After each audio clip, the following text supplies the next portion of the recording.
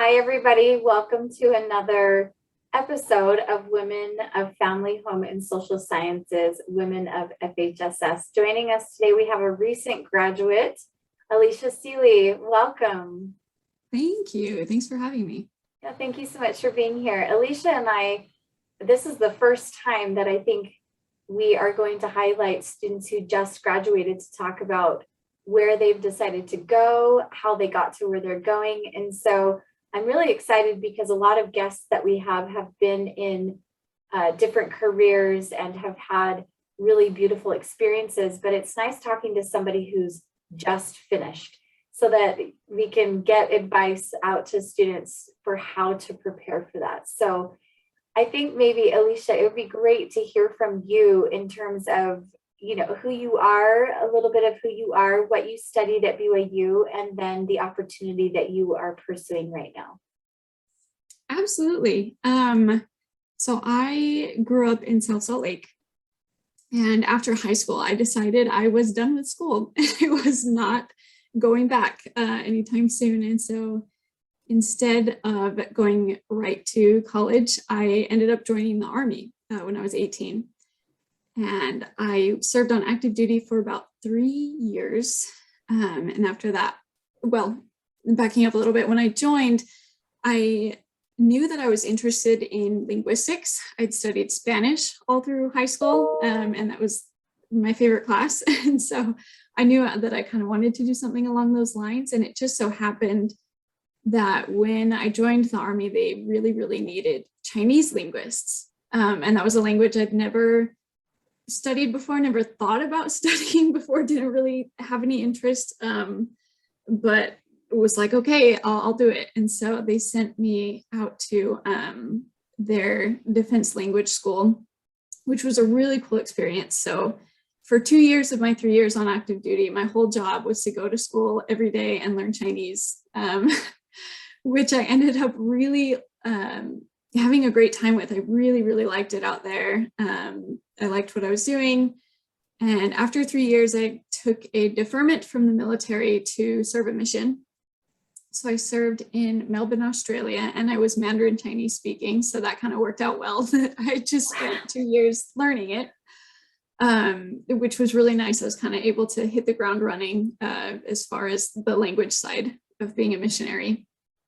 After getting back, that was when I was going to jump right back into the Army. I really missed it.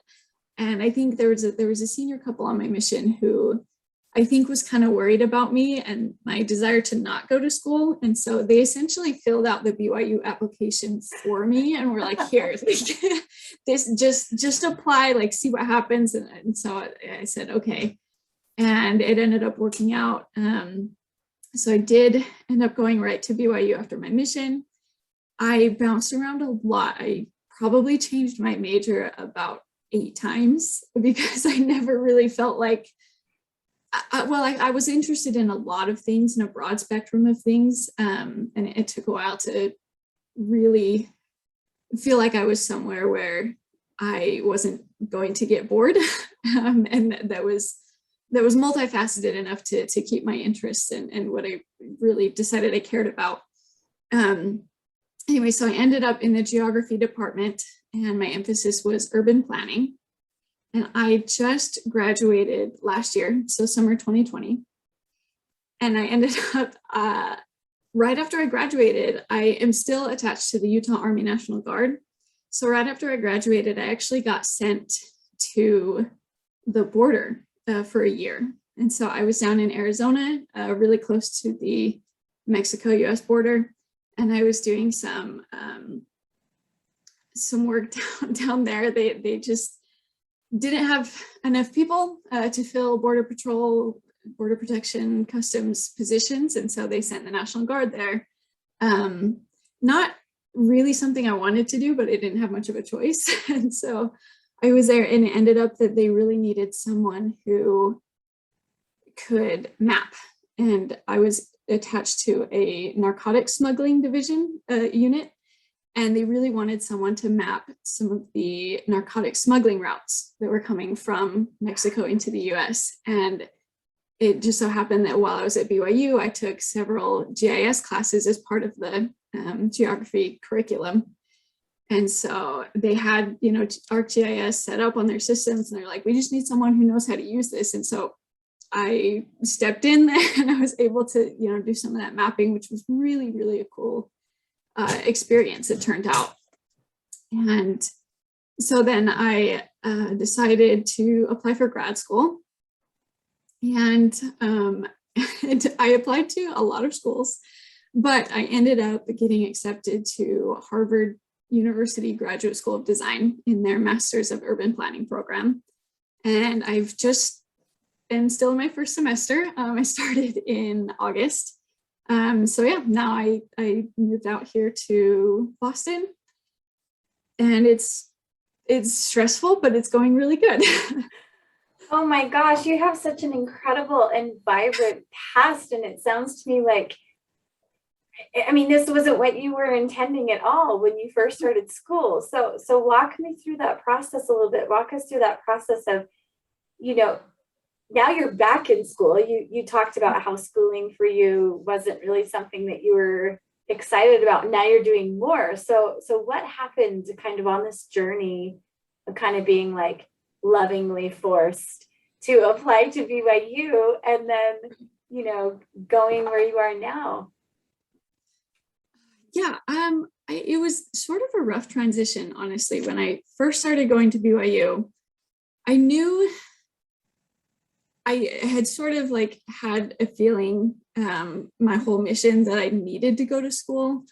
Especially, I knew so many people in the military who, are serving 10, 20, 30-year military careers, and not necessarily because they love what they're doing or they want to stay in, but because they don't have degrees or an education to fall back on. And so a lot of people I talk to, they're in their mid 30s or 40s, and they're like, I can't get out of the Army because I don't have skills that transfer to jobs outside of the military. And I didn't want to be in that position.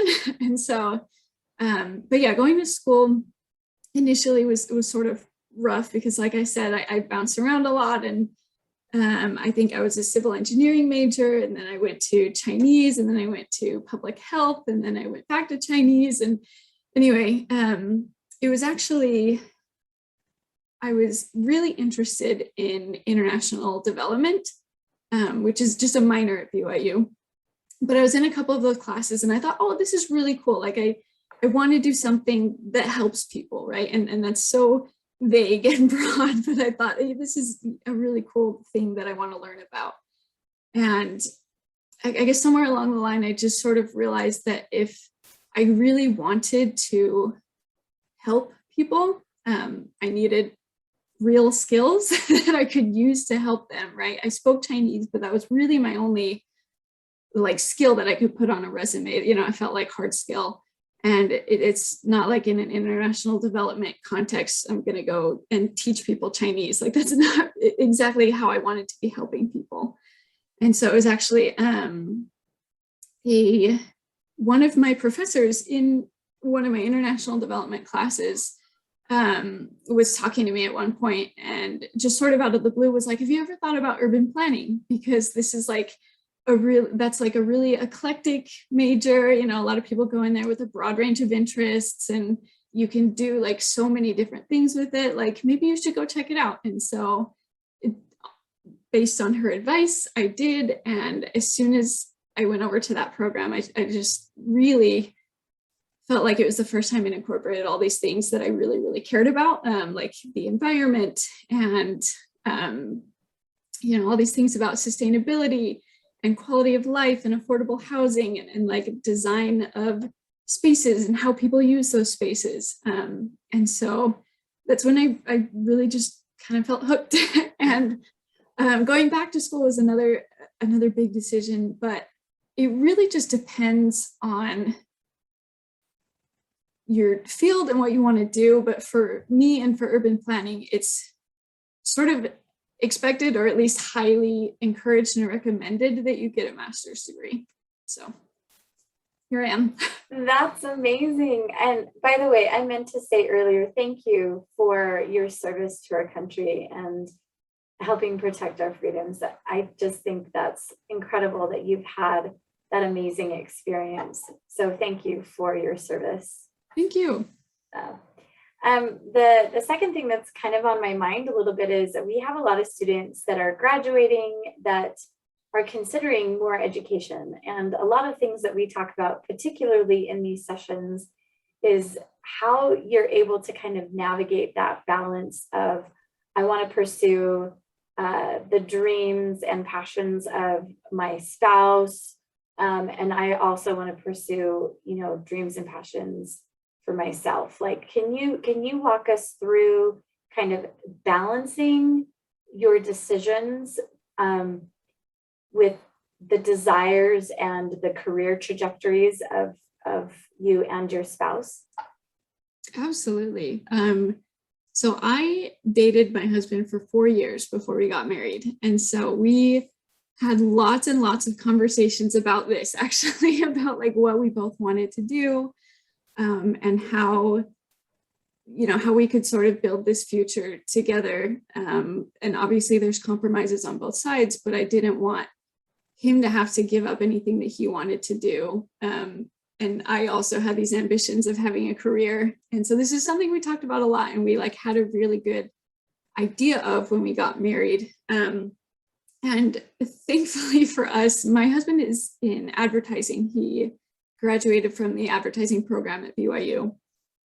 And the nature of what he does as a writer and graphic designer is actually like quite flexible based as far as location. Even before the pandemic, he was doing a lot of freelance work where he would just work from home and, sort of get different freelance jobs attached to different companies. And then now the company that he's with is fully remote. And so even though they're based back in Salt Lake, it was actually very easy for us to make this transition and move across the country and him to still be able to work at that job.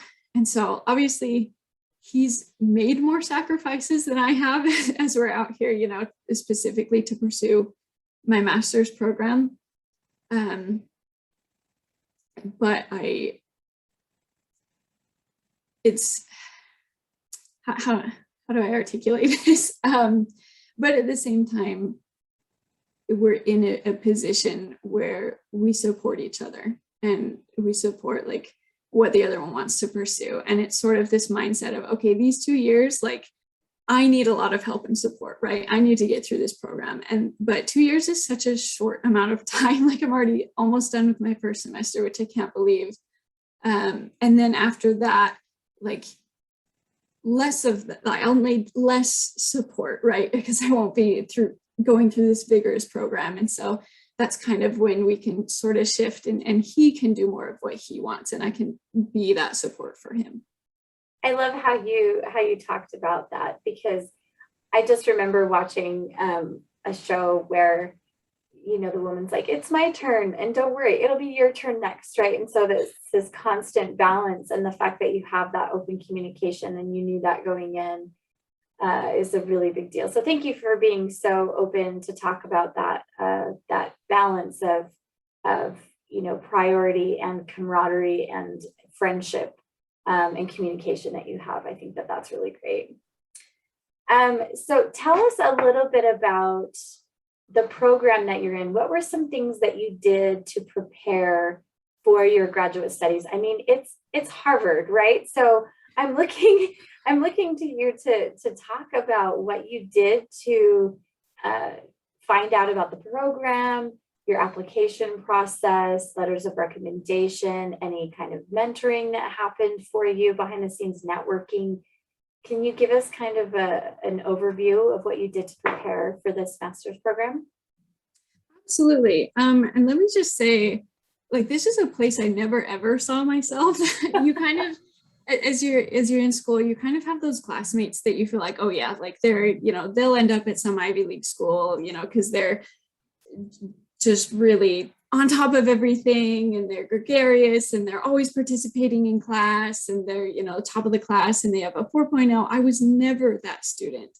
I never participated in class. You know, none of my classmates would have looked at me and been like, oh yeah, she's going to go to Harvard. They like would be so shocked probably.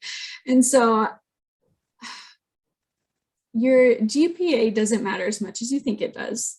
I had a decent GPA, but I never once got a 4.0 while I was at BYU. You know, I had lots of A minuses, lots of Bs, and that is not as important as actually feeling like you're learning, if that makes sense. And so there were times where I just wanted to take classes that were easy, and I knew that I could get an A in because I wanted to boost my GPA, but I guess those semesters weren't as valuable to me as when I got outside my program a little bit. I took computer programming, and I took stats and things I didn't really even need to take, but because I wanted those skills, and I learned so much those semesters, even though my GPA like took a little bit of a hit sometimes, and I got Bs in these classes that were really difficult.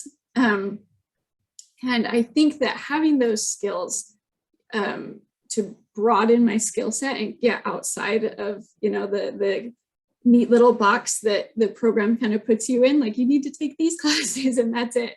I think that was a big asset in filling out applications for grad school. It's much more interesting, like looking around at my classmates too, and the people that were accepted to the program. It's much more interesting to admissions committees for someone to come in and be like, oh yeah, I've done a little bit in public health and a little bit in education and a little bit in language studies or whatever, and to have this broad range of experiences and perspectives that you can bring to the table, rather than somebody who just comes in and says, I've wanted to be an architect my whole life, and so everything that I've done is like in this path to become an architect. Like that's much less interesting to admissions committees. And in the conversations I've had with some of the admissions committees at Harvard, like that's one of the things that they've brought up, is having an eclectic skill set, you know, branching out, trying new things. Like if you can represent that well in your personal statements and in your essays, that's something that they find really valuable, is trying to create this cohort of people who like have the broadest and most out there experiences. I have a classmate who did her undergrad in opera and is now, you know, worked as a professional opera singer for a while and is now going into city planning. And sometimes they're very nonlinear paths like that, but that makes it so like interesting and rich to me. So definitely getting experience in a wide variety of disciplines and asking for help with applications. I had so many people read over my essays. I had so many people, you know, give me advice, and I mean, just the more places that you can get advice, the better. As far as letters of recommendation, I had done some internships and some volunteering during my undergrad, and I actually didn't end up having any of my professors write me letters of recommendation, which is what is like the standard normal thing that people do. I had my ultimate Frisbee coach write a recommendation letter. I had my mission president wrote one, and then 2 different planning related internships that I had done. I had my supervisors from both of those internships write recommendations. That's amazing. Amazing. Did you know anybody at Harvard on the admissions committee, or did you call ahead to find out more about the program? Tell me about that. Yeah, I definitely did not know anyone. Before getting in, I had never even met anyone that went to Harvard or like was associated in any way. But most schools and most programs will have open houses throughout the fall. And I don't know if they were this way prior to the pandemic, but at least last year when I was looking at applying, they were all virtual, which was really nice. So you just hop on a call, and they have like Q&A sessions with some of the department chairs. And other than that, I actually sent emails to all of the schools that I was thinking about applying to, and basically just saying, hey, I'm a prospective student, I'm looking at applying. I just like want to ask some questions about the program to see if it's a good fit for me. Like, would it be possible to set up a Zoom call and like have an interview, have a question and answer session?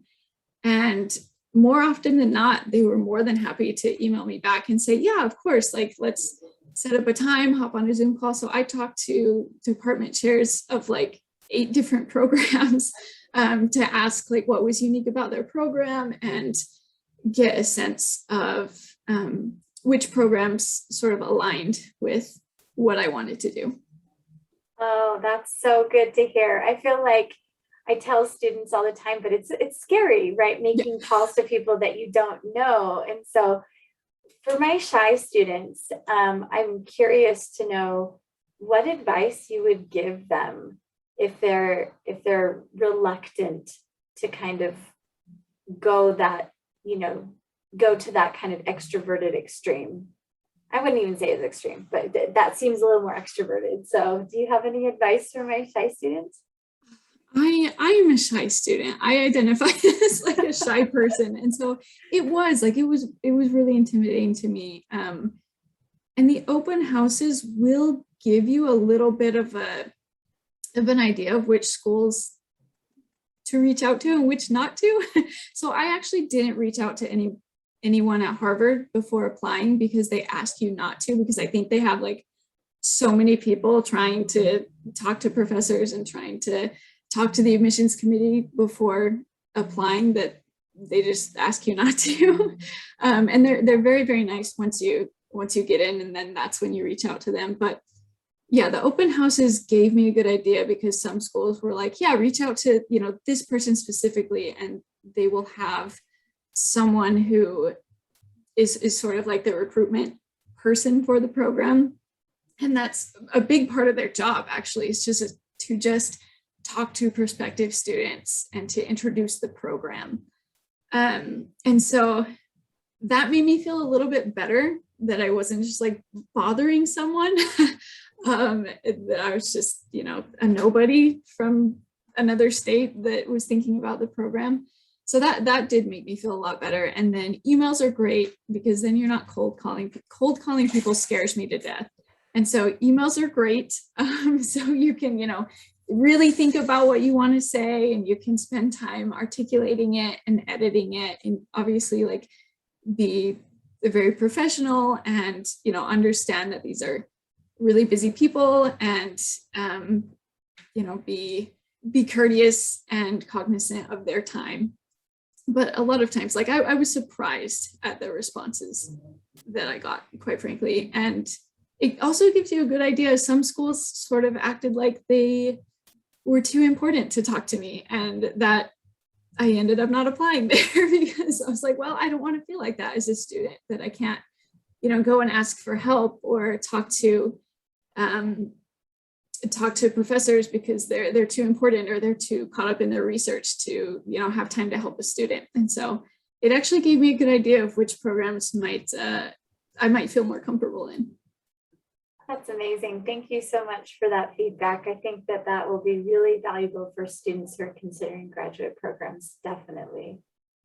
Can you just, as a wrap up, I'm curious if you could give some recommendations to students who are listening as they are pursuing graduate school opportunities. Just anything that comes to your mind, whether or not it's, financial or work-life balance or, partnership, collaboration, mentorship, what do you recommend? What do you recommend that our students need to be aware of as they pursue extra education?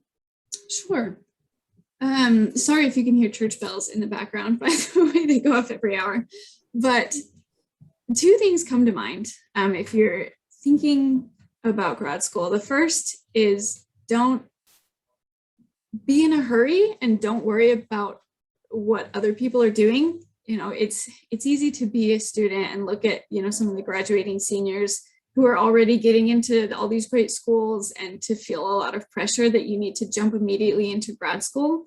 But everyone's path is different, and it may not be the best thing for you personally to jump into grad school right away.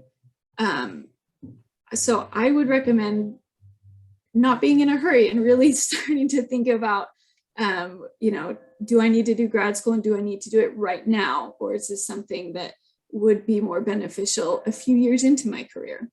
And I think having some work experience before going to grad school not only makes you it more interesting and more well-rounded, but you also get a better idea of what you actually want to do for a career, and if this is, if whatever field you've been working in is really a good fit for you or not.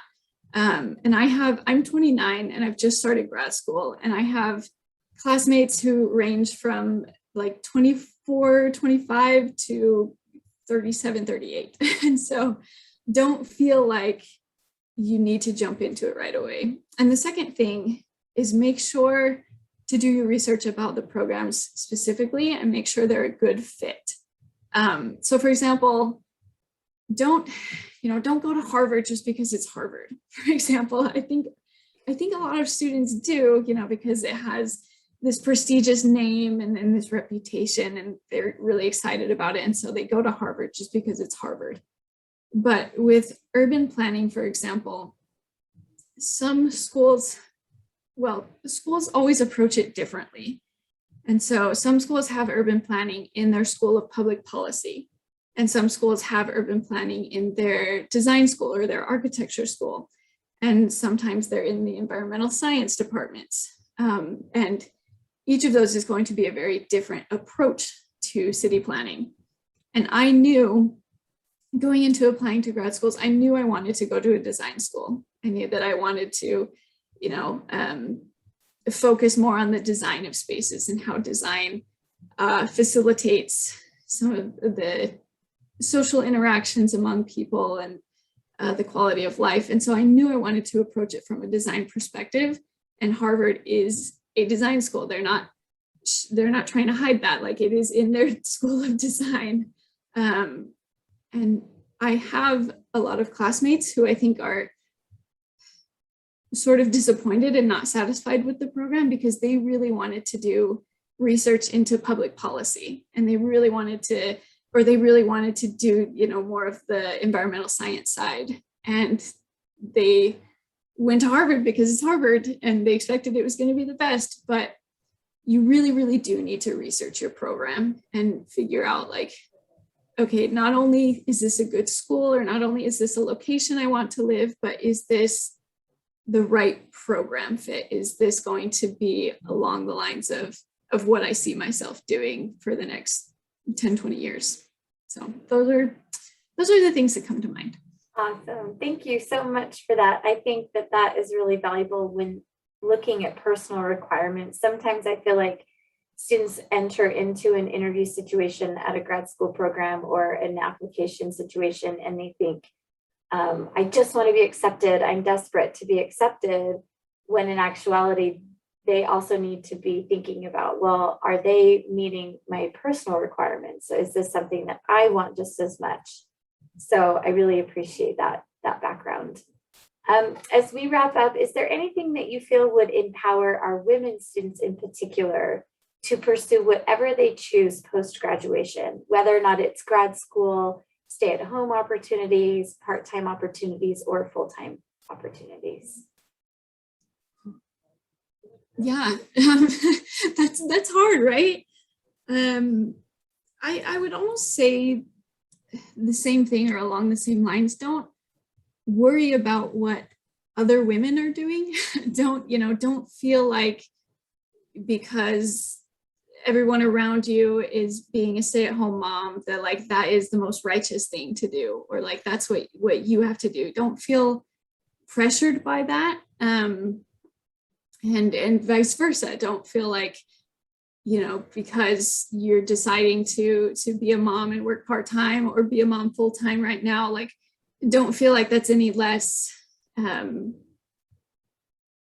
that's you're anything less for doing that than somebody who is going on to this exciting career, because everybody's path is different, and your plan is just different and it's unique, and what you're deciding to do right now is not necessarily what you're committed to the rest of your life. Obviously, having kids, you're kind of committed to them for a long time, but having kids now doesn't mean that you're not going to have the opportunity to go back to school later or go back to full-time work later. Like, there's so many creative options, and I think that we sort of as women get siloed into these categories, like, okay, I'm either going to be a stay-at-home mom or I'm going to have a full-time career.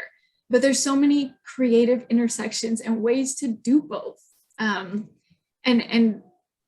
it's like, I feel sort of pretentious saying this because I don't have kids right now, but the more that I've talked to people and sort of gotten outside like my inner circle of how I grew up, I've realized, and I've met so many incredible women who have done both, or some sort of hybrid, right? And just know that like, Heavenly Father knows what you're capable of, and he knows what you care about, and he will help you find a way to make it work. So, thank you so much. I really appreciate your time here, and I have learned so much from you. It's so exciting, the work that you're doing and how you've been able to be very real about the experience that you've had in making these decisions. And so I really appreciate your time, and we miss you here at BYU, but we're so excited for where you're going. And thank you so much for your time, Alicia. Sure. Yeah. Thank you so much.